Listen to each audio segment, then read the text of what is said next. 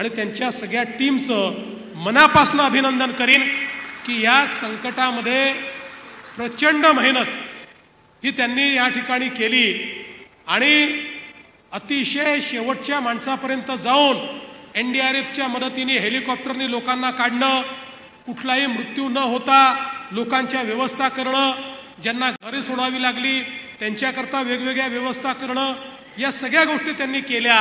आणि आताही आमच्या शेतकऱ्यांना कदाचित ही दिवाळी जड जाईल म्हणून प्रत्येक शेतकऱ्याकडे आणि आमच्या प्रत्येक बहिणीकडे त्या ठिकाणी दिवाळीच्या निमित्ताने एक भेट, त्यांच्या घरी सर्व प्रकारचा शिधा, त्यांच्याकरता सर्व प्रकारच्या व्यवस्था हे पोचवण्याचं काम देखील या ठिकाणी त्यांनी केलेलं आहे.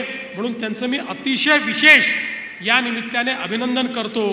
बाजूला धाराशिवमध्ये देखील आमच्या प्रताप सरनाईक हे तिथले पालकमंत्री आहे, त्यांनी अतिशय चांगलं काम हे धाराशिवमध्ये केलं.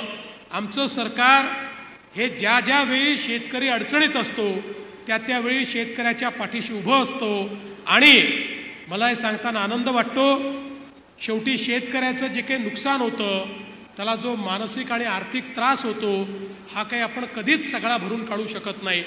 पण महाराष्ट्राच्या इतिहासामधलं सर्वात मोठं पॅकेज हे यावर्षी आपण शेतकऱ्यांकरता दिलं.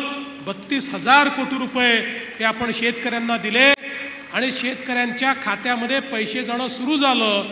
दिवाळीपूर्वी जास्तीत जास्त शेतकऱ्यांच्या खात्यात पैसे जातील, काहींना थोडे उशिराही मिळतील, पण आमचा प्रयत्न आहे हे सगळे पैसे या महिन्यामध्ये शेतकऱ्यांच्या खात्यामध्ये गेले पाहिजेत आणि पुन्हा एकदा आमचा शेतकरी हा आपल्या पायावर उभा राहिला पाहिजे, अशा प्रकारचा प्रयत्न आमचा आहे. मला कधी कधी आश्चर्य वाटतं की ज्यावेळी अशी आपत्ती असते त्याही वेळी काही लोक राजकारण करतात आणि काही लोकांच्या डोक्यामध्ये तर इतका किडा गेला आहे.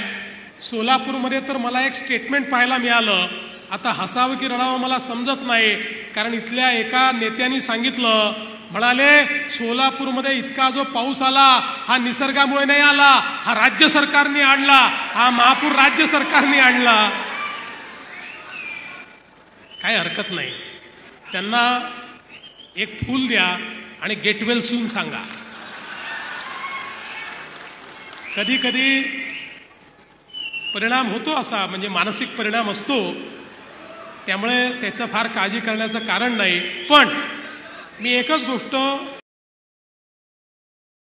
हे सरकार कितीही आपत्ती आली तरी आपल्या शेतकऱ्यांच्या पाठीशी खंबीरपणे ठामपणे उभं राहील आणि आमच्या शेतकऱ्यांना पुन्हा उभं करण्याचं काम हे निश्चितपणे आम्ही करू, हा विश्वास या निमित्ताने मी देतो.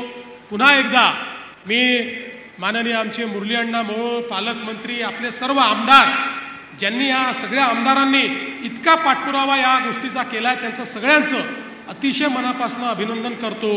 आणि घोडावतजी आपल्याला विनंती करतो की ही विमानसेवा नीट चालू राहिली पाहिजे, कारण आमचे म्हणजे तुम्ही चांगलंच चालवता, पण प्रायव्हेट ऑपरेटरबद्दल आमचं एक अनेक वेळा ऑब्झर्वेशन आहे की त्यांना अजून फायद्याचा रूट मिळाला की त्या रूटवर ते विमान टाकून देतात आणि आम्हाला सांगून देतात की काहीतरी आमच्या विमानात गडबड झाली आहे. तुम्ही तसं करणार नाही माझी अपेक्षा आहे. त्यामुळे काही झालं तरी आता सुरू झालेली ही सेवा बंद होऊ नये ही काळजी आपल्याला घ्यायची आहे. आणि सोलापूरकरांना माझा आता दुसरा शब्द आहे की पुढच्या काळामध्ये आपल्या सगळ्यांच्या सहकार्याने आता या ठिकाणी आपण जे विमान उतरवतोय ते तर महत्त्वाचं आहेच, पण जे मोठं बोईंगचं विमान असतं